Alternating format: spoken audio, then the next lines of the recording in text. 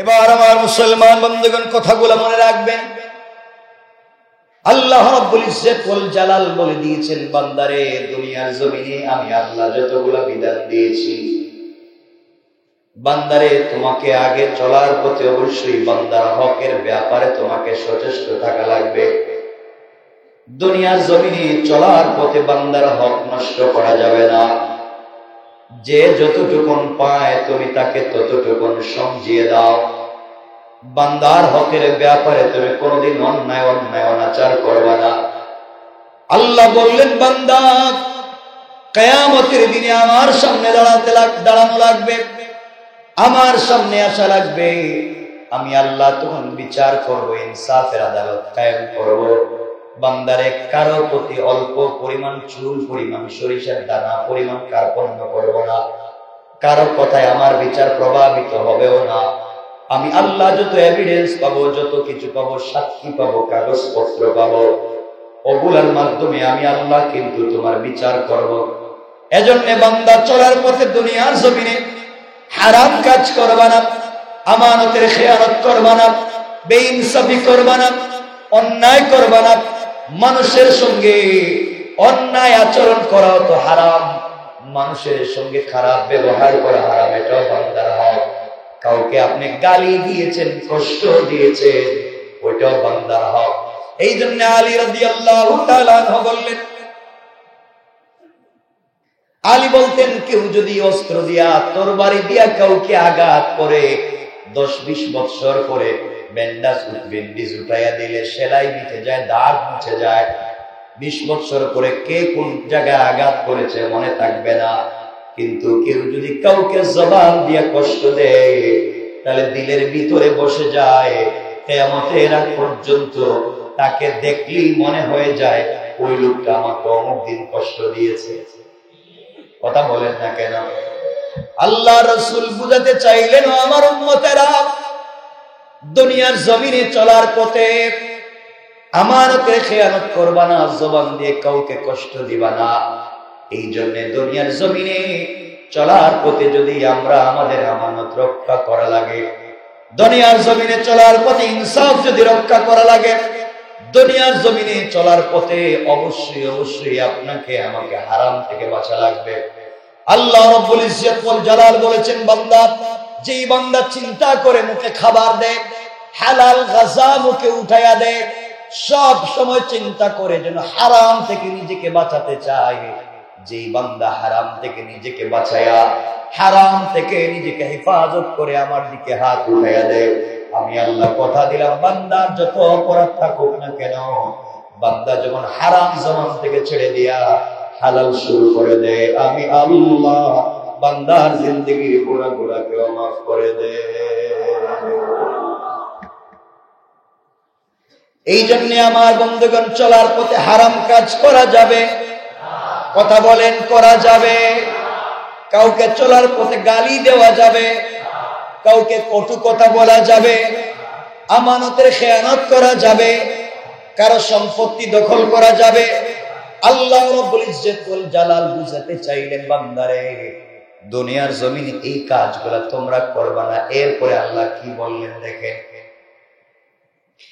এরপর আল্লাহ রাব্বুল ইজ্জত ওয়াল জালাল আরো বললেন, তাদের ভয় করা উচিত যারা নিজেদের পশ্চাতে দুর্বল অক্ষম সন্তান সন্ততি ছেড়ে গেলে তাদের জন্য তারাও আশঙ্কা করে, সুতরাং তারা যেন আল্লাহকে ভয় করে এবং সংযত থাকে। দুনিয়ার জমিনে আপনি আপনার বাচ্চাকে পরমুখাপেক্ষী রেখে যায়েন না। এরপর আয়াতে আল্লাহ বলেন, ইন্নাল্লাযীনা ইয়াকুলুনা আমওয়ালাল ইয়াতামা যুলমান ইন্নামা ইয়াকুলুনা ফী বুতুনিহিম নারা ওয়া সায়াসলাউনা সাঈরা।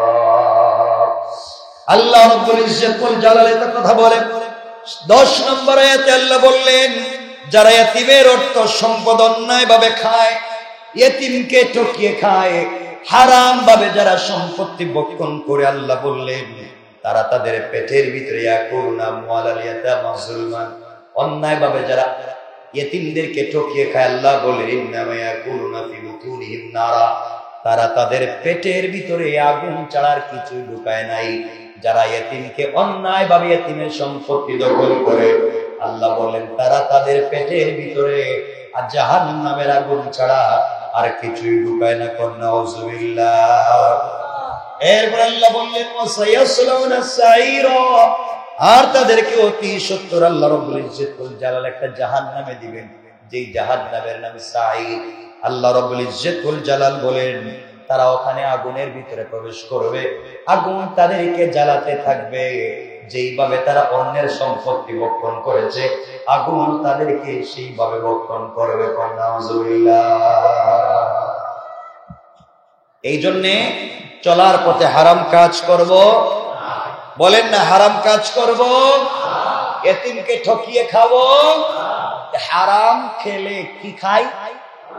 সবাই বলেন কি খাই? কিসের আগুন? জাহান্নামের। আজকে যে আয়াত পড়েছি আল্লাহ বলছেন ওয়াবতালুল ইয়াতামা হাত্তা বালাগুন নিকাহ, তোমরা এতিমদের প্রতি বিশেষ নজর রাখো। কার প্রতি? কার প্রতি? এতিমকে যার বাপ নাই, মা মারা গেলে সন্তানকে এতিম বলে না, বাপ মারা গেলে সন্তানকে এতিম বলে। অর্থাৎ এতিমদের প্রতি বিশেষ নজর রাখো, যে পর্যন্ত না তারা বিয়ের বয়সে পৌঁছে। বিয়ের বয়সে পৌঁছার আগ পর্যন্ত এতিমদের ব্যাপারে নজর রাখো। কার হুকুম?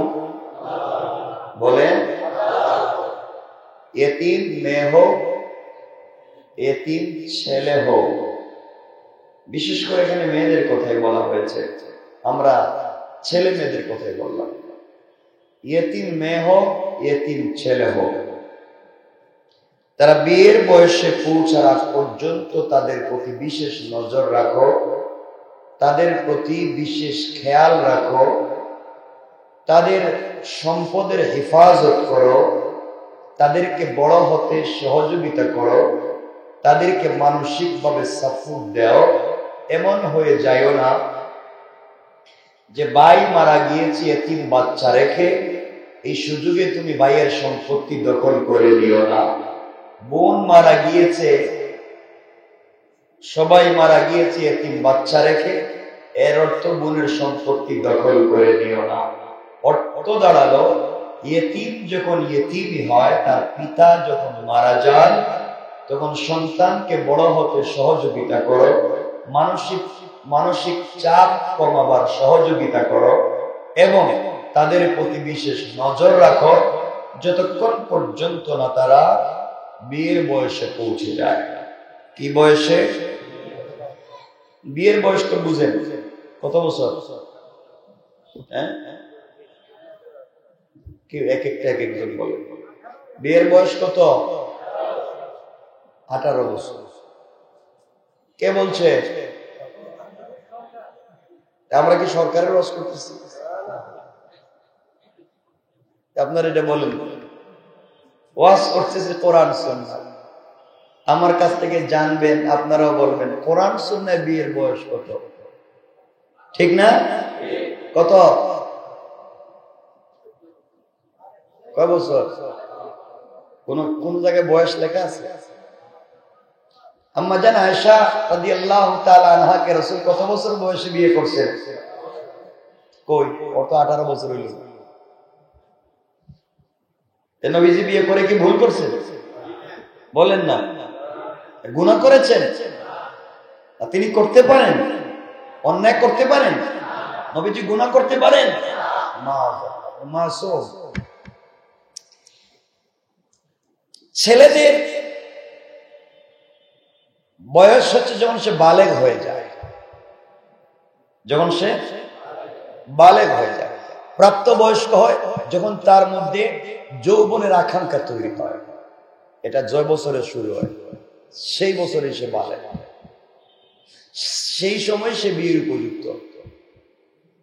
এখন 2 বছরে হোক আর 12 বছরে হোক, আমি বুঝাইতে পারলাম? আমার কথা মনে বুঝতে পারেন না আপনারা? আনুমানিক বাংলাদেশের বাচ্চারা মোটামুটি 10-12 বছর ইসলাম বোঝাতে চাচ্ছে যখন তারা এই বয়সে পৌঁছে যায়। আর মেয়েদের প্রাপ্ত বয়স্ক হওয়ার বয়স হচ্ছে যেদিন তার প্রথম ঋতুস্রাব হয়, এদিন থেকে সে বয়স্ক, মানে তার পূর্ণাঙ্গ বয়সে পৌঁছে গিয়েছে। তো আল্লাহ বোঝাতে চাইলেন ইয়েতিমদের প্রতি বিশেষ নজর রাখো যতক্ষণ পর্যন্ত না তারা বিয়ের বয়সে পৌঁছে যায়, এতদিন পর্যন্ত বিশেষ নজর রাখো, তাদের সম্পদের হেফাজত করো, তাদের আমানতের হেফাজত করো, তাদের সাথে ভালো আচরণ করো। আর এই বয়সে পৌঁছে গেলে তাদের সম্পত্তি তাদের কাছে পৌঁছে দাও। ঠিক আছে তো? বলেন ইনশাআল্লাহ। বলেন না ইয়েতিমের সম্পত্তি দখল করবেন? করেন না? এমন ওলিয়া উলিয়া কেউ নাই? বহুত ওলিয়া উলিয়া আছে, হাজী সাহেব ইয়েতিমের সম্পদ দখল করে রেখে দিয়েছে। খুব মনোযোগ দিবেন, বেশি কথা বলবো না আজকে।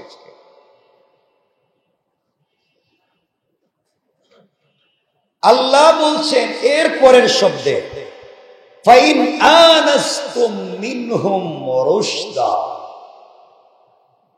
যদি তোমরা আজ করতে পারো, বুঝতে পারো যে তাদের মধ্যে বুদ্ধি বিবেচনার জ্ঞান চলে এসেছে,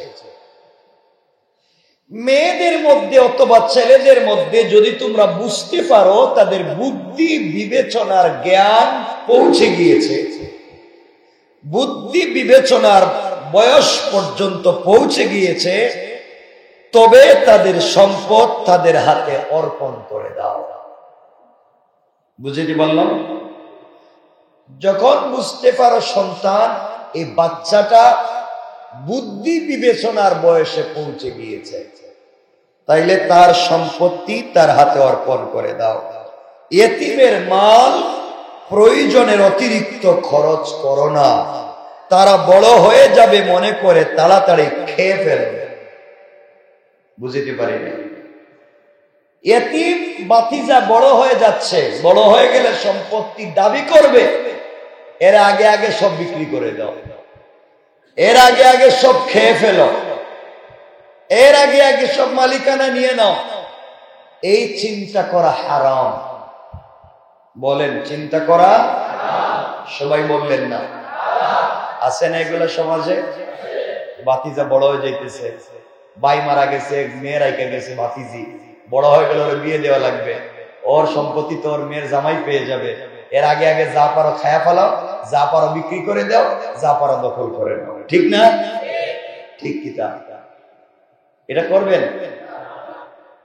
এগুলা অন্যায়। এগুলা কি? সবাই বলেন এগুলা অন্যায়। আমরা এগুলা করব না। আমাকে বলেন তো, গ্রামগঞ্জে ঢাকা শহরে এমন লোক কি আছে যে এতিমের সম্পত্তি দখল করছে? আপনাদের জানা মতে নাই? আমার জানা মতে আছে। আমি এমন বহুত কুতুবের নাম জানি, কুতুব কইলাম, কুতুব, এমন বহুত ওলিয়া উলিয়ার নাম জানি যারা এতিমের সম্পত্তি দখল করে খাচ্ছে।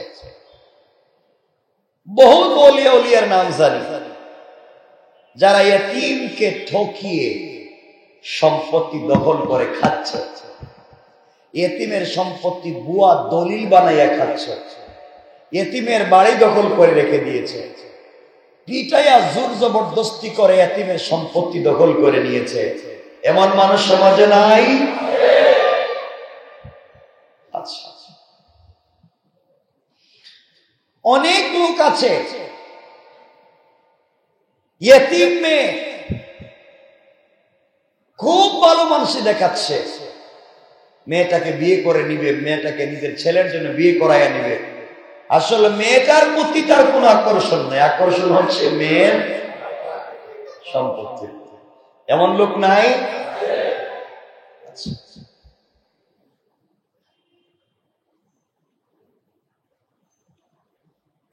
ছেলেরাও বিয়ের সময় প্রেম করার সময় নাউজুবিল্লাহ মিন যালিক বললাম খুব স্মার্ট মেয়ে খুঁজে, আর বিয়ের সময় দেখে কার সম্পত্তি আছে। কথা বলেন না কেন? আসতে বললেন কেন? এগুলা করেন নাই কেউ? আর মেয়েরাও দেখবেন হারাম রিলেশনের জন্য আসমানের চাঁদ খুঁজে, আর বিয়ের সময় কালো বিড়াল হইলেই চলবে, যদি তার সম্পত্তি ঠিক থাকে। কথা বলেন না কেন? সবগুলোই হারাম কাজ, অন্যায় কাজ, অনুচিত কাজ। আমরা যা করব ভেবে চিন্তে করব, হালাল পথে করব, আমানতের খেয়ানত করব না, আমরা কাউকে ঠকাবো না, ইনশাআল্লাহ। বলেন ইনশাআল্লাহ। আসেনি এখানে কারো নিয়ত আসেনি যে কাউকে ঠকানোর নিয়ত আছে? এলাকায় গেলে দেখবেন, এলাকায় যারা মাতবর হয়, অনেক জায়গায় মাতবর পঞ্চায়েতের মুরব্বী হয়, এরা বহুত গরিবের জায়গা জমি নিজেরা দখল করে রেখে দেয়। আছে না? আপনাদের জানা মতে আসেনি? আসেনি কেউ জানা মতে? আমার জানা মতে আছে, আমি রাজ সাক্ষী। ইনশাআল্লাহ যারা এই সমস্ত করে আমি জানি অবশ্যই কিয়ামতের দিন রবকে সব বলে দেব, রব ও আমানতের খেয়ানত করেছে, ও ইতিমের সম্পত্তি আমার চোখের সামনে দখল করেছে, ও হারাম ভাবে আরেকজন বিধবার সম্পত্তি দখল করেছে, ও হারাম ভাবে আরেকজনের রাস্তা বন্ধ করেছে, ও হারাম ভাবে একজনের সম্পত্তি বুয়া দলিল করেছে। আপনারা বলেন আর না বলেন, আমি জানি, আমি বলেন। এবং যারা জানেন আমি জানি, এরা ভালো হয়ে যাবে। তাইলে কিন্তু আমি বললেন, কি বুঝলেন? আর কিছু বললেন না দেখি আপনারা বুঝছেন নি? আমি জানি এমন কাজ কেউ করছে, আপনি ভালো হয়ে যাবেন। নাইলে কিয়ামতের দিন আমি আপনার বিরুদ্ধে সাক্ষীটা মাথায় রাখে, এবং ওয়াজ থেকে যাওয়ার পরে চিন্তা করবেন হুজুরে গুম করা যায়। গুম করেন আর যাই করেন, কিয়ামতের দিন তো আমার গুম করা যাবে না। একথা বলেন না কেন? দুনিয়ায় হয়তো আমার গুম করতে পারেন, কিয়ামতের দিন পারবেন না। তাহলে ওই দিন তো সাক্ষী দিব। সাক্ষী কোন দিন? সবাই বললেন না কোন দিন? ওই দিন কিন্তু সাক্ষী দিব। কিতা করছেন নি এগুলা কিছু দেখেন কি? আব্দুল্লাহ কি আছেন এগুলা? নাই। এগুলা কে করছো নি? নাই। কই কেন নাই? কই অভাব নাই সমাজে। জমিতে আইন দিতে গিয়ে আরেকজনের ঠেলাইয়া ফজরের নামাজ পড়ে মুরব্বী জমির আইলে গেছে, ফজরের নামাজ পড়ে কোরআন তিলাওয়াত করে তাসবিহ পড়ি আরো দুইজনের দাওয়াত দিয়া, এরপরে জমিনে ধান লাগাইতে আইন দিতে গেছে, কুদাল নিয়ে কাটতে কাটতে আরেকজনের খাদ ঢুকাইছে। এই কথা বলেন ঠিক কিনা বলেন? এমন কুতুব নাই দুনিয়ায়? না জানলে আমি জানি, আমার জানা আছে। সমাজ কত খারাপ। অনেক অলিয়া উলিয়া আছেন এই সমাজে, ঝড় তুফানের দিনে ঝড় তুফান দিয়েছে, গাছের আম পড়েছে, আম কুতুব উঠছে তাহাজ্জুদের নামাজ পড়তে, আরেকজনের গাছের আম খুঁজতে লাগছে। এ কথা বলেন নাকি? এগুলো নাই? নাই। আল্লাহর কুতুব উঠছে তাহাজ্জুদ পড়তে, লাইট দিয়ে খুঁজতেছে কার গাছের তোলে আম গাছ। আল্লাহ বল কি ও তাহাজ্জুদে উঠছো না আম খুঁজতে উঠছো? এমন লোক সমাজে ছিল নি? কোন আপনারা বলেন আসেনি? বলেন। একজনকে বলছে বাবা এই জমিটা মাপতে হইব, তুমি একটু আঙ্গুলটা ঠিক মতো করে ধরো। আরেকজন কানে কানে কইছে 200 টাকা বেশি দিব, আঙ্গুলটা একটু অধিক সরাইয়া ধরো, সুতাটা একটু সরাইছে, পুরা লম্বা 1 ডেসিমেল গেছে। হয় না? এগুলা হয় না? বহুত কুতুব আছেন সম্পত্তি রেজিস্ট্রি করতে গিয়ে আরেকজনের নাম ঢুকাই দিয়েছে। আছে না এগুলা? বাবা আমি বলতেছি এগুলা সব অন্যায়, হারাম। আল্লাহ বলেছেন বান্দা আমার হক নষ্ট করেছ, আমি হয়তো তোমাকে ক্ষমা করে দেব, আমি হয়তো বা কোনদিন তোমাকে ক্ষমা করে দেব, কিন্তু বান্দার হক নষ্ট করলে তুমি আশাই করো না আমি যে তোমাকে ক্ষমা করব। তুমি আশাই করো। এই যে দোকানে বাদাম বিক্রি করতেছে, আপনি যে দাঁড়াইয়া বাদাম কিনলেন 5 টাকার, খায়া ফালাইলেন আর 2 টাকা, করেন না এগুলা? কথা বলছেন না কেন? করছেন নি? টাকা দিলেন না, যে হারাম খাইলেন, এটা তো হারাম খাইলেন। একজনের দোকান রাস্তায় বসে জুস বিক্রি করতেছে, ফল বিক্রি করতেছে, আপনি বলেন এখানে বিক্রি করা যাবে না, আমার চান্দা দিতে হইব, আর না হইলে আমার খাওয়া 1 কেজি আপেল দেন। 1 কেজি আপেল নিয়ে আপনি শ্বশুর বাড়ি থেকে টাকা দেন। এগুলা কি করেনি? করে না এগুলো এলাকায়? হালাল না হারাম? সবাই বলেন হারাম কাজ করা যাবে ইনশাআল্লাহ। দিলে এটা বসায়া দেন, আমরা হারাম খাবো না। আপনি জমিতে 1 হাত ঠকে যাবে, 1 ডিসিমেল ঠকে যান, আপনি জিতে যাবেন। কিয়ামতের দিন আপনি জিতে যাবেন।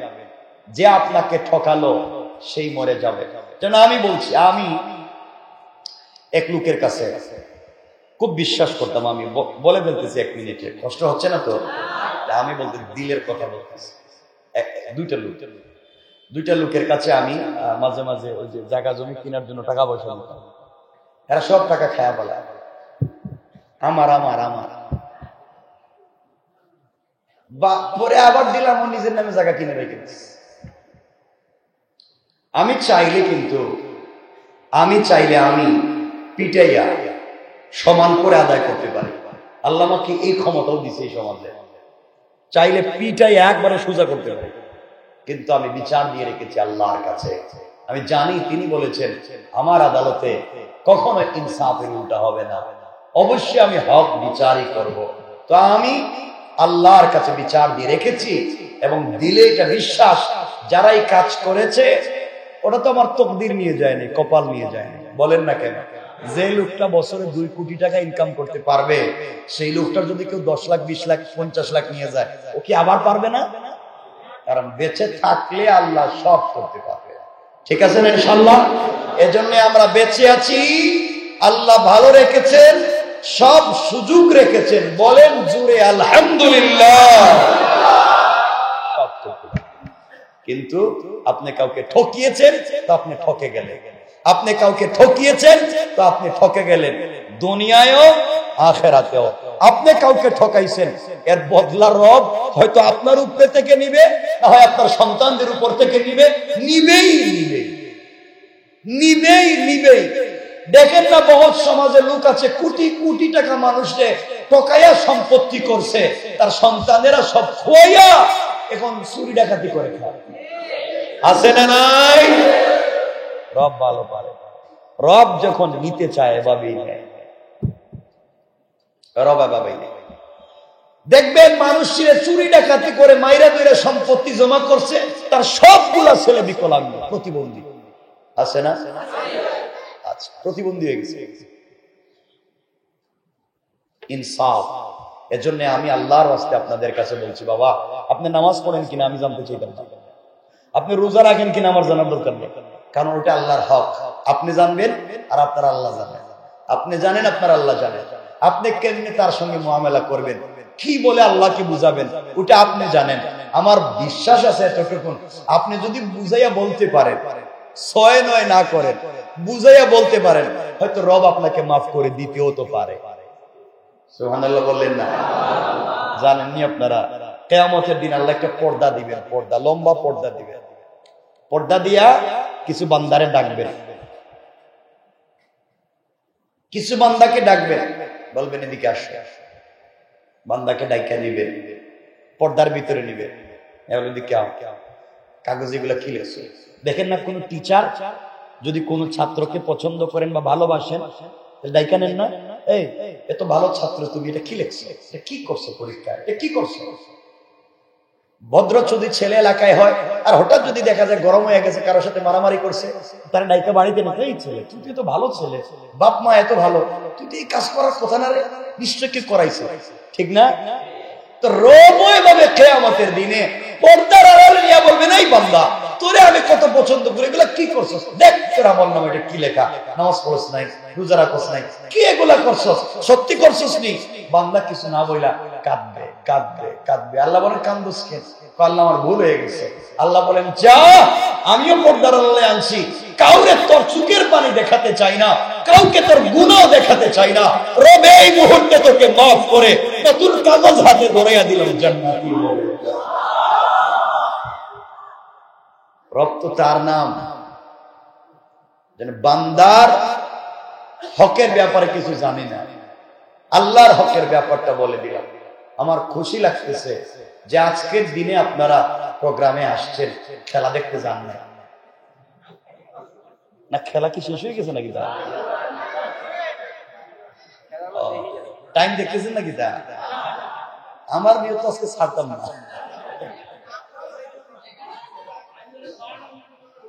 না আমিও কষ্ট দিব না, আমি চাইলে দিব, আপনাদের কষ্ট দিতাম না। খেলা দেখেননি? হাত দেখান তো দেখি, কারা কারা দেখেন। দেখে না দেখি? ওরে আল্লাহ, এরা ওলিয়ে উলিয়ে না দিতে। শুনেন, কখনো হারাম কাজ করা যাবে না। আমি বলছি না, দেখেন আমি আরেকদিন বলছি, আজকে এটা সময় নষ্ট করবো না। আমি একটা প্রোগ্রামই তৈরি করেছিলাম 1 ঘন্টা। আল্লাহ যদি আগামী শুক্রবার কয় তারিখ করে? 16 তারিখ আমার 1 ঘন্টার একটা প্রোগ্রাম তৈরি করেছিলাম। আমি যেহেতু তৈরি করে প্রোগ্রামে কথা বলি, আগে রেফারেন্স তৈরি করি খেলাধুলা নিয়ে, হালাল হারাম জায়েজ না জায়েজ এগুলোর উপরে আমি একটা রেফারেন্স ভিত্তিক আলোচনা তৈরি করেছিলাম। আমিও খেলাধুলার বিপক্ষে না। গ্রামের মাঠে আপনারা ফুটবল খেলেন নাই? এটা কি হারাম ছিল? আসরের নামাজ পড়ে পায়জামা পরে খেলাধুলা করেন নাই? ওটা তো অন্যায় ছিল না। কিন্তু খেলাধুলাতে গিয়ে যখন জুয়া চলে আসে, পৃথিবীর সব খেলা হালাল, কি বিশ্বাস হয় না? কিছু কয় না? দেখি বিশ্বাস হয় না?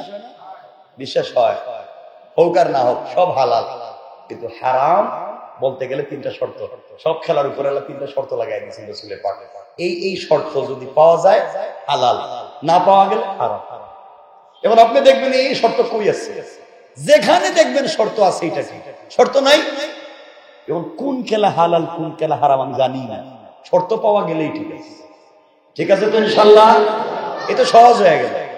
তাহলে এগুলো আজকে বাদ, আমরা এগুলো বলে সময় নষ্ট করবো না। আমরা জরুরি কিছু কথা আছে। তো যাই হোক, আমরা আর যাই করি বান্দার হক নষ্ট করব। একজনের কাছে মরিচ ধরছে, মরিচ, কাঁচা মরিচ। আপনি কাঁচা মরিচ ছাড়া ভাত খাইতে পারেন না, দূর একটা গাছ থেকে কাঁচা মরিচ নিয়ে নিলেন। এটা হালাল না হারাম? শুধু হারাম না, জঘন্য হারাম। এটা কাজ করা যাবে না। আল্লাহ আমাদেরকে হেফাজত করুক, বলেন আমিন। এজন্য আমরা কখনো অন্যায় করব এলাকায় গেলে কারো জায়গা জমি দখল করব, করেননি? কইরেন না। এগুলা হারাম কাজ, অন্যায় কাজ, এগুলো মারাত্মক পর্যায়ের অপরাধী। যারা দুনিয়ার জমিনে আরেকজনের সম্পত্তি দখল করে হারাম ভাবে, কিয়ামতের দিনে আল্লাহ পুরো সম্পত্তি তার গলায় ঝুলাই দিবেন, পুরা সম্পত্তি গলায় ঝুলাই দিবেন। বলবেন উঠতে পারবে? উঠতে পারবে? আমি তো বললাম কত লোক মানুষের জায়গা আমার জানা মতে বুয়া দলিল করছে, বুয়া দলিল করছে। একজনের টাকা দিয়েছে, তার নামে দলিল করছে।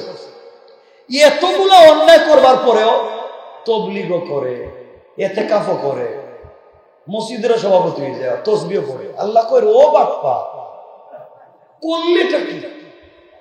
করলেটা কি? তুই তাসবিহ পড়স কেমনে, করছস কি? এজন্যই নামাজ আপনাকে জান্নাতে নিবে না যতক্ষণ পর্যন্ত আপনি বান্দার হক কমপ্লিট আদায় না করবেন। এজন্য বাবা আমি আবারও বলছি, আপনি কি করেন আমি জানতে চাই না। নামাজ পড়েননি, রোজা রাখেননি, হজ করেননি, আমি জানি না।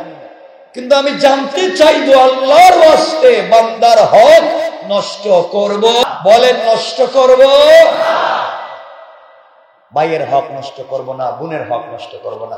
মনে পড়ে গেল এক কথা, কয়েকদিন আগে, এই যে গেল কয়েকদিন আগে আপনারা হয়তো দেখেছেন, এক ভাই মারা গিয়েছে, বোন দৌড়াইয়া ভাইয়ের বাড়ি গিয়েছে, অজুর ধারে কান্নাকাটি করেছে, গোসলের ব্যবস্থা করেছে, কাফনের ব্যবস্থা করেছে।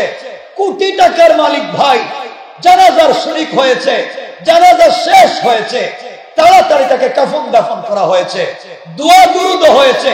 কাফন দাফনের পরে গুরুস্থানে ভাইকে নেওয়ার পরে বোন গুরুস্থানের সামনে দাঁড়িয়ে দুহাত উপর দিকে উঠাইয়া আল্লাহরে বলতেছে, আল্লাহ, ও আমার আপন মায়ের পেটের ভাই, ও আমার আপন কলিজার টুকরা ভাই, আজকের থেকে সে আপনার জিম্মায় চলে গিয়েছে, আজকের থেকে আমাদের জিম্মায় নাই। আল্লাহ, তুমি তো শুনছি আদিল, তুমি ইনসাফ ওয়ালা, তুমি একমাত্র ইনসাফ করো। আমি তোমার কাছে আজকে ইনসাফ চাই। ভাই তোমার জিম্মায় চলে গিয়েছে, 30টা বছর সে আমাকে বাবার সম্পত্তি থেকে বঞ্চিত করেছে, তুমিও তাকে তোমার রহমত থেকে বঞ্চিত করে দিও। বোন দোয়া করতেছে ভাইয়ের গুরুস্থানে, বোন দোয়া করতেছে ভাইয়ের গুরুস্থানে দাঁড়াইয়া, ভাইয়ের কবরের সামনে দাঁড়াইয়া বোন দোয়া করে, আল্লাহ আমাকে 30 বছর ঠকাইছে, সম্পত্তি থেকে বঞ্চিত করছে, তুমিও আজকে তার রহমত থেকে বঞ্চিত করো। এখন আমাকে বুঝান, কে আপনাকে, এই ভাইকে কে বাঁচাবে? পৃথিবীর কেউ বাঁচাতে পারবে? কেন রে ভাই এই সম্পত্তি নিয়ে এত কিছু? কেন এত কিছু? কেন এত কিছু? সব দেও, যে যতটুকুন পায় দেও, যে যতটুকুন পায় দেও। আমাকে যারা ঠকিয়েছে সব জিনিস তো ক্ষমা করা যায় না, রসুলে পাকও তো ক্ষমা করেননি, আল্লাহ তো ক্ষমা করেননি। এই জন্য আমি এটা নিয়ে কষ্ট পাইনি, এটা বলবেন না, কিন্তু আমি ভয় পাচ্ছি লোকটা করলো কি। এরা তো মনে করেছি এই লোকগুলো দিয়ে কাজ হবে, করলো কি? এই জন্য আমি বলছি, আল্লাহ আমাকে সহ এভাবে আমার এই মুসল্লিদেরকে যারা সম্পত্তিতে ঠকিয়েছে, 2 নম্বরই করেছে, আমরা সবাই তোমার কাছে বিচার দিলাম। দুনিয়ার জমিনে অবশ্যই তুমি পাবলিক, 1000 কোটি কোটি পাবলিককে ঠিক রাখার জন্য এদের বিচার করবা, আর কিয়ামতের দিন গোটা দুনিয়ার সৃষ্টির সামনে বিচার করবে। সবাই জোরে বলেন আমিন, আরো জোরে বলেন আমিন। সুতরাং দুনিয়ার জমিনে কারো হক নষ্ট করা যাবে না। আল্লাহ রাব্বুল ইজ্জত ওয়াল জালাল বললেন, ইতিম বড় হয়ে যাচ্ছে দেখে তাড়াতাড়ি তোমরা সম্পত্তি খেয়ে ফেলো না, ইতিমের সম্পদ খরচ করে দিও না। দেখবেন ইতিম বোনেরা স্কুলে পড়ে, আর বাবা হয়তো ব্যাংকে টাকা রেখে গিয়েছিল, চাচা তাড়াতাড়ি খরচ করে বলছে, তোমরা, আমি আর কি করব, তোমাদের টাকা পয়সা তো পড়ালেখার পিছনে খরচ হয়ে গেছে, তোদের সম্পত্তি বিক্রি করে তো তোদেরকে পড়াইছে। এগুলো বলে না অনেকেই, বুয়া বুয়া, সব বুয়া করে। আল্লাহ আমাদেরকে হেফাজত করুক, বলেন আমিন। আচ্ছা, আমি যা বলতেছি বলেন তো, এগুলো সমাজে আছে না নাই? আচ্ছা,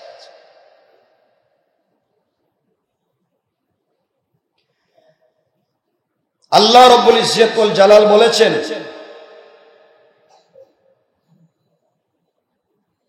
যখন তোমরা ইতিমের কাছে তার সম্পত্তি ফিরিয়ে দিবে, বাবার সম্পত্তি, মায়ের সম্পত্তি ইতিমের কাছে ফিরিয়ে দিবে, তখন তোমরা অবশ্যই সাক্ষী রাখবে, অবশ্য আল্লাহ হিসাব নেওয়ার ব্যাপারে যথেষ্ট।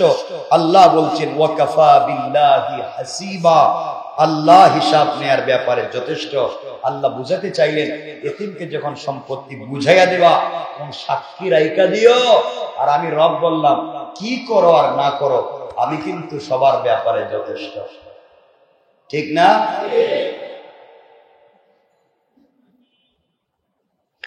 এরপরে আল্লাহ রাব্বুল ইজ্জত ওয়াল জালাল কি ইশারা করলেন দেখেন।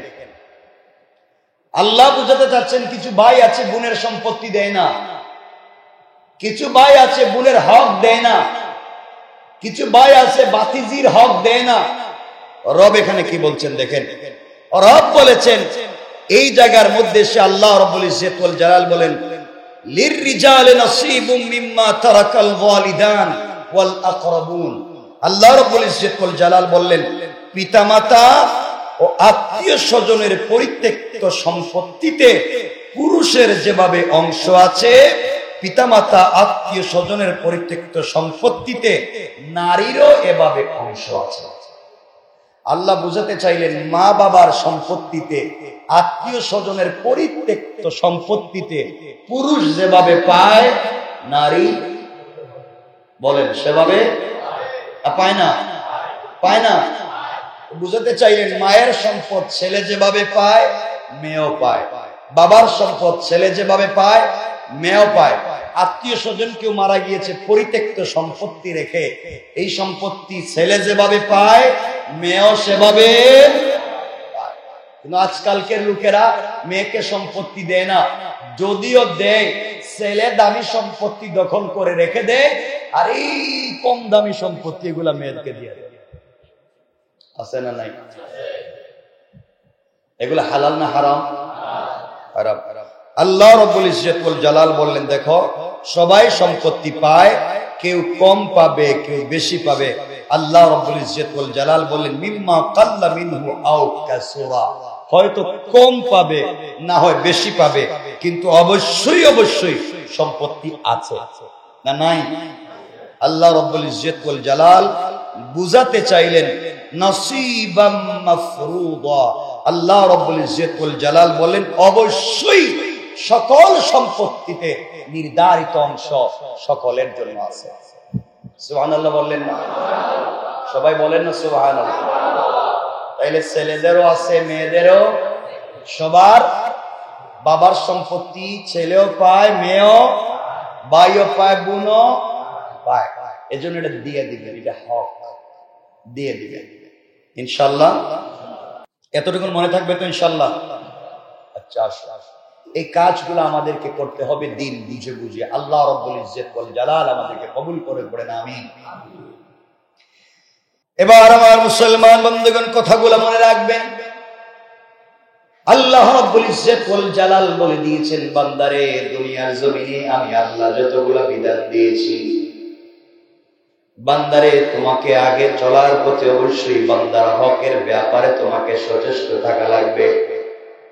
দুনিয়ার জমিনে চলার পথে বান্দার হক নষ্ট করা যাবে না। যে যতটুকুন পায় তুমি তাকে ততটুকুন সমঝিয়ে দাও।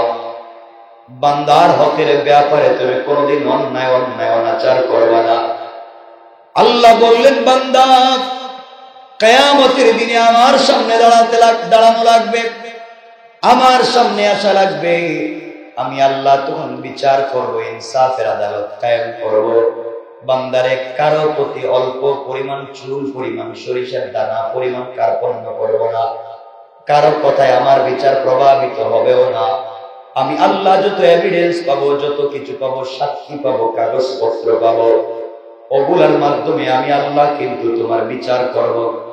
এজন্য বান্দা চলার পথে দুনিয়ার জমিনে হারাম কাজ করবা না, আমানতের খেয়ানত করবা না, বেইনসাফি করবা না, অন্যায় করবা না।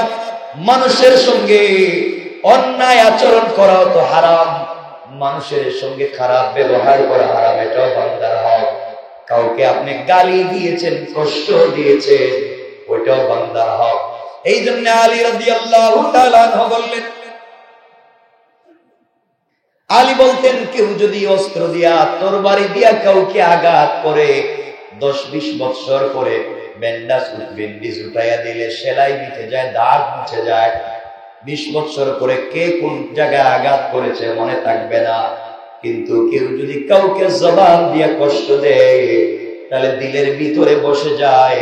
কিয়ামতের আগ পর্যন্ত তাকে দেখলেই মনে হয়ে যায় ওই লোকটা আমাকে অমুক দিন কষ্ট দিয়েছে। কথা বলেন না কেন? আল্লাহ রাসূল বুঝাতে চাইলেন, আমার উম্মতেরা দুনিয়ার জমিনে চলার পথে আমানতের খেয়ানত করবা না, জবান দিয়ে কাউকে কষ্ট দিবা না। এই জন্য দুনিয়ার জমিনে চলার পথে যদি আমরা আমাদের আমানত রক্ষা করা লাগে, দুনিয়ার জমিনে চলার পথে ইনসাফ যদি রক্ষা করা লাগে, দুনিয়ার জমিনে চলার পথে অবশ্যই অবশ্যই আপনাকে আমাকে হারাম থেকে বাঁচা লাগবে। আল্লাহ রাব্বুল ইজ্জত ওয়াল জালাল বলেছেন, বান্দা যেই বান্দা চিন্তা করে মুখে খাবার দেয়, হালাল গাজা মুখে উঠাইয়া দেয়, সব সময় চিন্তা করে যেন হারাম থেকে নিজেকে বাঁচাতে চায়। যেই বান্দা হারাম থেকে নিজেকে বাঁচায়া, হারাম থেকে নিজেকে হেফাজত করে আমার দিকে হাত উঠাইয়া দেয়, আমি আল্লাহ কথা দিলাম, বান্দার যত অপরাধ থাকুক না কেন, বান্দা যখন হারাম জমান থেকে ছেড়ে দিয়া হালাল শুরু করে দেয়, আমি আল্লাহ বান্দার জিন্দগির গুনাহ গুনাহকে মাফ করে দেয়। এই জন্য আমার বন্ধুগণ, চলার পথে হারাম কাজ করা যাবে? কথা বলেন, করা যাবে? কাউকে চলার পথে গালি দেওয়া যাবে? কাউকে কটু কথা বলা যাবে? আমানতের খেয়ানত করা যাবে? কারো সম্পত্তি দখল করা যাবে? আল্লাহ রাব্বুল ইজ্জত ওয়াল জালাল বুঝাতে চাইলেন, বান্দারে দুনিয়ার জমিনে এই কাজগুলো তোমরা করবা না। এরপরে আল্লাহ কি বললেন দেখেন, এরপর আল্লাহ রাব্বুল ইজ্জত ওয়াল জালাল আরো বললেন, তাদের ভয় করা উচিত যারা নিজেদের পশ্চাতে দুর্বল অক্ষম সন্তান সন্ততি ছেড়ে গেলে তাদের জন্য তারাও আশঙ্কা করে, সুতরাং তারা যেন আল্লাহকে ভয় করে এবং সংযত থাকে। দুনিয়ার জমিনে আপনি আপনার বাচ্চাকে পরমুখাপেক্ষী রেখে যায়েন না। এরপরে আয়াত আল্লাহ বলেন, ইন্নাল্লাযীনা ইয়াকুলুনা আমওয়ালাল ইয়াতামা যুলমান ইন্নামা ইয়াকুলুনা ফি বুতুনিহিম নারা ওয়া সায়াসলাউনা সাঈরা। আল্লাহ রাব্বুল ইজ্জত ওয়াল জালাল এত কথা বলেন। 10 নম্বর আয়াতে আল্লাহ বললেন, যারা ইতিমের অর্থ সম্পদ অন্যায় ভাবে খায়, ইতিমকে ঠকিয়ে খায়, হারাম ভাবে যারা সম্পত্তি ভক্ষণ করে, আল্লাহ বললেন তারা তাদের পেটের ভিতরে ইয়াকুলুনা আমওয়ালাল ইয়াতামা যুলমান, অন্যায় ভাবে যারা ইতিমদেরকে ঠকিয়ে খায়, আল্লাহ বলেন ইন্নামা ইয়াকুলুনা ফি বুতুনিহিম নারা, তারা তাদের পেটের ভিতরে আগুন ছাড়ার কিছু ঢুকায় নাই। যারা ইতিমকে অন্যায় ভাবে ইতিমের সম্পত্তি দখল করে, আল্লাহ বলেন তারা তাদের পেটের ভিতরে জাহান্নামের আগুন ছাড়া আর কিছুই ঢুকায় না। নাউযুবিল্লাহ। এরপর আল্লাহ বললেন ওয়াসায়াসলাউনা সাঈরা, আর তাদেরকে অতি সত্বর আল্লাহ রাব্বুল ইজ্জত ওয়াল জালাল একটা জাহান্নামে দিবেন, যেই জাহান্নামের নাম সাঈর। আল্লাহ রাব্বুল ইজ্জত ওয়াল জালাল বলেন তারা ওখানে আগুনের ভিতরে প্রবেশ করবে, আগুন তাদেরকে জ্বালাতে থাকবে, যেইভাবে তারা অন্যের সম্পত্তি ভক্ষণ করেছে আগুন তাদেরকে সেইভাবে ভক্ষণ করবে। নাউযুবিল্লাহ। এই জন্যে চলার পথে হারাম কাজ করব, বলেন না হারাম কাজ করব, এতিমকে ঠকিয়ে খাবো। হারাম খেলে কি খাই? সবাই বলেন কি খাই? কিসের আগুন? জাহান্নামের আগুন খাই। দোকানে বিরিয়ানি খাইতে গেছিলেন 5 বন্ধু মিলে, হয়তো নাজিরা বাজার গেছিলেন, 5 বন্ধু মিলে খাইছেন জনমের মতো বিরিয়ানি। বেটা কয় প্লেট দিচ্ছে হিসাব ভুলে গেছে। আপনি চিন্তা করলেন 10 জন মিলে তো 20 প্লেটই খাইছে। খান কিনা আল্লাহ জানাই, বুঝতেছি না এত প্লেট খাইবেন কেন। বললাম আর কি 10 জনে মিলে হয়তো 6-7 প্লেট খাইছে। বেচারা যখন হিসাব চাইছে বলেন আমরা 10 জনে মিলে 5 প্লেট খাইছি, মানে আপনি হিসাব কম দিলেন, টাকাটা বাঁচাইয়া দিলেন।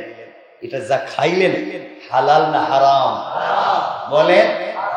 এজন্য আপনাকে জাহান্নামে যাওয়া লাগবে, জাহান্নামে যাওয়া লাগবে। এক কথায় কোন কাজই করা যাবে না আল্লাহর হুকুমের বিপরীতে, ইনশাআল্লাহ। শুধু হারাম কাজ আমরা যে বাদ দিয়ে দিছি, মনোযোগ দিয়ে শুনেন, খুব সংক্ষেপে কথাগুলো বলতেছি, মনোযোগ দিয়ে শুনেন। হারাম কাজ যে আমরা কতভাবে করতেছি, পরিবারের ভিতরে হারাম কাজ দেখলাম ওই দিন, কালকে না পরশুদিন পত্রিকায় দেখলাম, একজন পত্রিকায় আপনারা দেখেছেন, টেলিভিশনে হয়তো দেখেছেন, একজন বলতেছে সে বৈবাহিক দর্শনের শিকার। কি দর্শন? বৈবাহিক দর্শনের শিকার। আচ্ছা, বৈবাহিক দর্শনটা কেমনে আমাকে বুঝাতে পারবেন তো? স্বামী কর্তৃক দর্শন। স্বামী দর্শন করবো তুমি? আমার কথা কি বুঝতে পারতেছেন না? স্বামী তো বিয়ে করেছে, তার মেলামেশা তো হালাল, তাহলে বৈবাহিক দর্শন কেমনে হলো?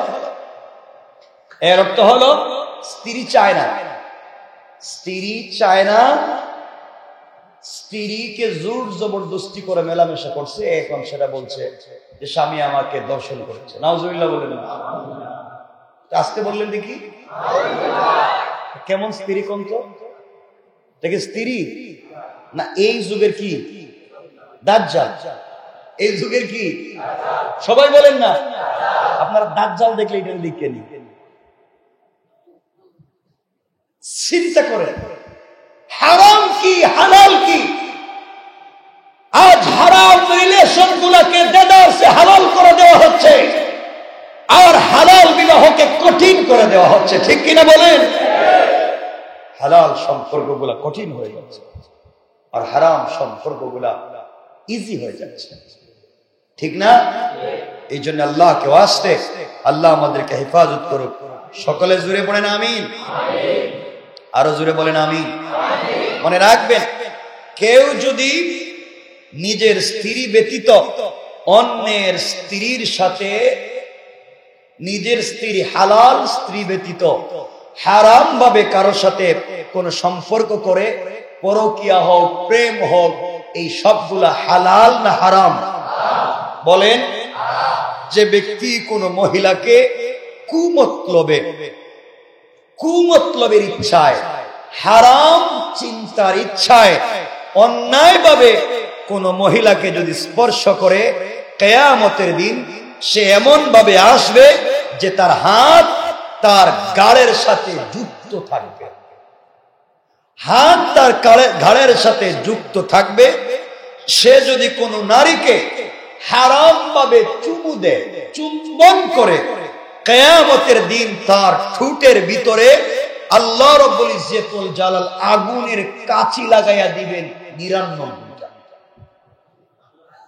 আস্তে বললেন কেন? বুঝলাম, একটু জোরে বলেন না নাউজুবিল্লাহ।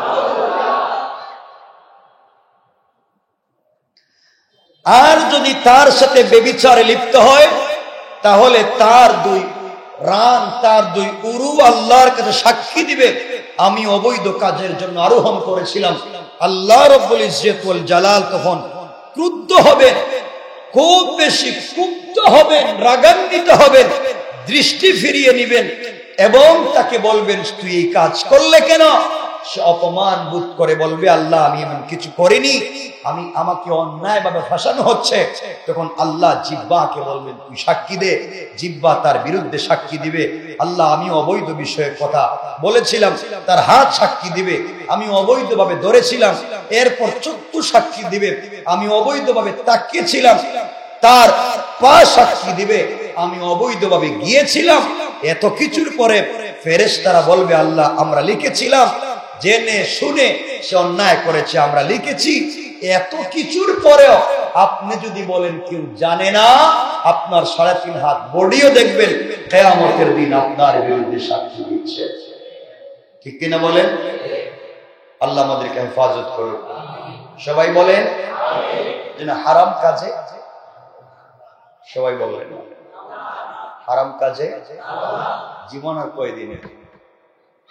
আপনি আপনার বাপকে বৃদ্ধ হতে দেখেছেন, আপনি আপনার বাপকে হাতে লাঠি নিয়ে হাঁটতে দেখেছেন, আপনি আপনার বাপকে জোয়ান থাকতে দেখেছেন, আপনি আপনার বাপের যৌবন দেখেছেন।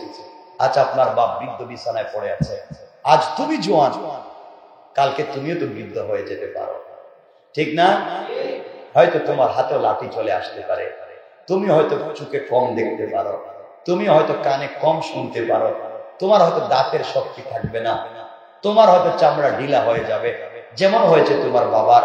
এই কথাগুলা মনে করো আর হারাম থেকে বেঁচে যায়, ইনশাআল্লাহ বলেন। সবাই বলেন ইনশাআল্লাহ।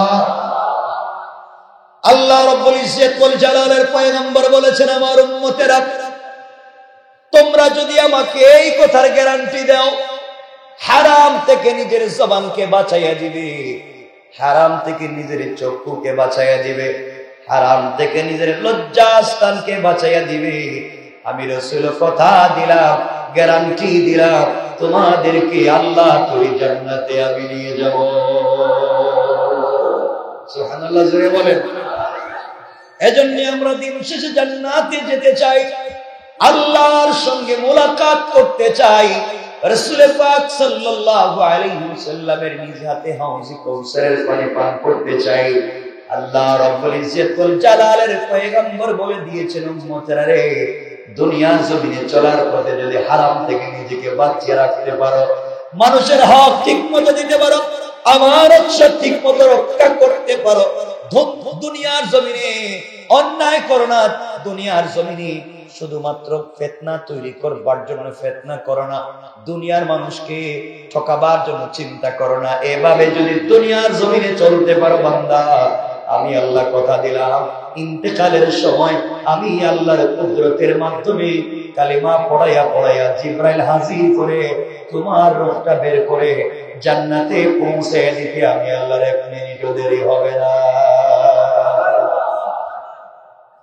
এই জন্য আমার বন্ধুগণ, আমার মুসলমান ভাইরা, আল্লাহর হকের ব্যাপারে আমরা যতটুকু আন্তরিক হব, বান্দার হকের ব্যাপারে কম করলে হবে না, আরো বেশি হওয়া লাগবে। এই জন্য মনে রাখবেন, দুনিয়ার জমিনে চলার পথে অবশ্যই আমরা হারাম কাজ করব। যে যারা স্টুডেন্ট থাকে, বিভিন্ন জায়গায় চাকরি করে, এরা অনেকে মেসে খাবার খায় না, বিভিন্ন জায়গায় যৌথভাবে খায় না, খায়নি তো যৌথভাবে টাকাও তো দেয় নাকি, না সমান টাকা দেয় না কম বেশ করে দেয়? সবাই সমান টাকা দেয়, সবাই খায়। আপনি খাইলেন মাছ 5 পিস, ও খাইলো 1 পিস, কি উত্তর দিবে? কথা কয় না, বুঝতেছেন না কিছু? টাকা তো সমান দিছে, তাহলে ও বেশি খাইলো, আপনি বেশি খাইলেন, ও কম খাইলো, ব্যাপারটা কি? আপনি খাইছেন 3 প্লেট, আবার আরো 2 প্লেট রাইখা দিয়েছেন, আবার খাইবেন কিছুক্ষণ পরে, আরো বেচারা 1 প্লেটও পাইতেছে না। এগুলা হয়নি মাঝে মাঝে? আবার বলেন না রে বাবা, হয়নি? এগুলা কি হারাম? তাহলে এখন এখানে কেউ আসেননি মেসে খাওয়া দাওয়া করে? আল্লাহ জানে, এখন কেউ কইতো না আমার আছে আছে থাকবো, এগুলা কইরেন না ইনশাল্লাহ বলেন। কিন্তু বাসার ভিতরে নিজের ঘরে নিজের ইনকামের টাকা দিয়া নিজে খাচ্ছেন, সবাই খাচ্ছে, আপনি 100 প্লেট খান, নাইলে খাইয়েন না, কোনো আপত্তি নাই। আপনি খাইলো আলহামদুলিল্লাহ, না খাইলো আলহামদুলিল্লাহ। রব বলেছেন, তুমি ইনকাম করে যদি নিজের হাতে সবাইরে খাওয়াও, আমি রব তোমার বডিতে এমন সামর্থ্য দিব, মৃত্যু পর্যন্ত সুস্থ রাখবো, মরার পরে জান্নাত। এটা করতে পারে, এটা করতে পারেন, কিন্তু আরেকজনকে ঠকিয়ে খাবেন না, এটা করেননি আপনার, আল্লাহ জানে। মেসে এই কাজগুলো করবেন না ভাই। দোকানে গিয়েছিলেন, দোকানে এক গ্লাস ফিল্টার পানির দাম 2 টাকা, আপনি 5 গ্লাস খায়া কইলেন 1 গ্লাস খাইছি। হয়তো এগুলো আমি হয় বিদায় বলতেছি, আপনারা কি মনে করছেন হয় না? হয়। এক বেচারারে বলেন একটু চা দেও, দুধ চা দিছে একটু ভালো করে স্পেশাল করে, আপনি বলছেন দুধ কম হয়েছে, চিনি কম হয়েছে, আমি খাই, এটা খাই না, আরেকটা দে। পুরোটা খাইলেন, আরেকটা দিছে, ওইটাও খাইলেন, বিল দিছেন একটা। এগুলা হয় কি না হয় বলেন না? করেননি? এগুলা করেন না মনে হয় আপনারা? এগুলা হালাল নি, এগুলো বুঝেন না কেন আপনি? এই জন্য আমার বন্ধুগণ, কথাগুলা যা বুঝাতে চাই দিল দিয়া শুনেন। কলেজ লাইফে পড়ার সময়, স্কুল লাইফে পড়ার সময়, ইউনিভার্সিটিতে পড়ার সময়, ঢাকা ইউনিভার্সিটিতে পড়ার সময়, ওখানে আপনি টিএসসি তে সমোসা খাইছেন, সিঙ্গারা খাইছেন, অথবা এখানে পড়ার সময় কোন একটা জায়গায় আপনি পান সুপারি খাইতেন, নাস্তা করতেন। এখন আপনি বড় চাকরিতে চলে গিয়েছেন, বিশাল বড় আপনি অফিসার, কিন্তু এখনো আপনি যেখানে বসে নাস্তা করতেন, আড্ডা মারতেন, 5 টাকার খিচুড়ি খাইতেন, ও বেচারা আপনার কাছে টাকা পায়। আপনি যত বড় বুজুর্গ হন না কেন, জান্নাতে যাওয়ার সুযোগ কেন? হক কার? হকটা কার? বান্দার। হক কার? বান্দার। এই জন্য পড়ার সময় বলতে, আমার জানা মতে, আমি কি ছাত্র ছিলাম না? আমি কি ছাত্র ছিলাম একদিন? ছাত্ররা দেখবেন কাছাকাছি দোকানে, ভাই দাও না চা দাও, বিস্কিট দেও, বন দেও, যা আছে সব খায়। আরে একদিন বড় চাকরি করলে সব দিয়ে দিব, দিতে থাকো। করে না এগুলা? আমি একদিন চাকরি পাবো, সব দিয়ে দিব তোমার। এই যে জনমের মতো খাইছে এবং চাকরি করে আর কোনো খবর নেই, আছে না নাই? এগুলা কইরেন না, এগুলা কইরেন না। কিন্তু আমি বললাম এগুলা বান্দার হক, ভুলেও জান্নাতে যেতে পারে, ভুলেও না।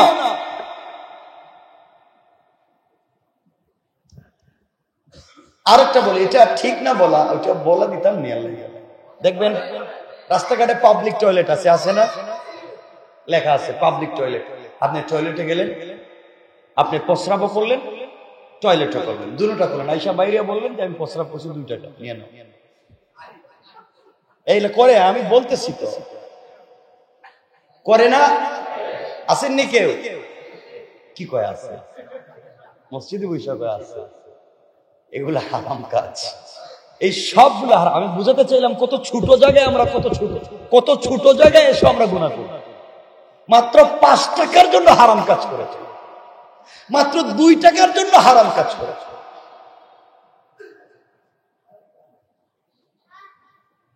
এজন্য আল্লাহর ওয়াস্তে আমরা এত ছোট জায়গায় এসে হারাম কাজ করব। আমি বুঝাতে চাচ্ছি যে আমরা কত জায়গায় বান্দার কাছে বিপদে আছি। ধরায় বেশি সুন্দর কাপড় লাগাইলে আর সুন্দর পারফিউম দিলেই ভদ্রলোক হওয়া যায় না। ভদ্রলোক কে? কত নম্বর সিরিয়াল জানেন কে? আজকে যদি মুসা আলাইহিস সালামের জমানা থাকতো, তাইলে এখনই আমাদের সবার কপালে ডাইনে ভাবে লেখা থাকতো যে আমরা কত নম্বরের ভদ্রলোক। আজকে কে কয়টা গুনাহ করছি সব লেখা থাকতো, ঠিক না? থাকতো নি? আল্লাহ আমাদেরকে হেফাজত করছেন, বলেন আমিন।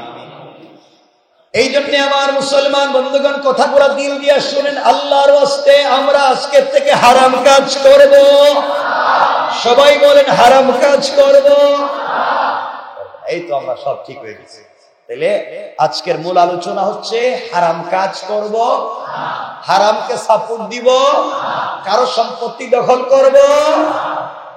করেন, টাকা পয়সা মাইরা খান, কিন্তু আপনি তো খান না। আরে আপনি পরিবারের 10 জন, আপনি তো 10 ভাগের 1 ভাগ খান। পরিবারের 10 জনের ভাত রান্না করা হয়, রুটি রান্না করা হয়, গোশত রান্না করা হয়, আপনি কয় ভাগ খান? কয় ভাগ? 9 ভাগ খায় কে? পরিবারের অন্য সদস্য। কিন্তু 10 ভাগের টাকা দিছে কে? আপনি। যদি হারাম খান তাহলে আপনার হারাম ইনকাম 10 জন খাইছে, ওরা তো খাইয়া মোটা তাজা হয়েছে। কিয়ামতের দিন ওরা আপনার বিরুদ্ধে সাক্ষী দিব। মাই বলবে আমি কি আমার ছেলেরে বলছি হারাম আইনা আমারে খাওয়াইতে? বউ ওই দিন বলবে আমি কি বলছি আমার স্বামীরে হারাম খাওয়াইতে? সবাই আপনাকে ভুলে যাবে, সব সম্পত্তি আপনার পড়ে থাকবে। কিয়ামতের দিন সবাই আপনারে ভুলে যাবে। বাবারে তাহলে খাওয়ার এর দরকার নাই, হারামের আশেপাশে দরকার নাই, দরকার হলে 1 বেলা খাবো। ঠিক আছে তো ইনশাআল্লাহ? কি খাবো? 1 বেলা খাবো। হোটেলে গিয়ে 500 টাকা খাওয়ার দরকার ছিল, 50 টাকা দিয়ে খান না, খাওয়া হয় না? হয়তো হয়, 50 টাকা দিয়ে হয়, 10 টাকা দিয়ে হয়। আপনি এখানে বৈশা একটা যে কি একটা জুস খাবেন, আমাদের নারিন্দে একটা জুস খাবেন, হয়তো 120 টাকা নেবে।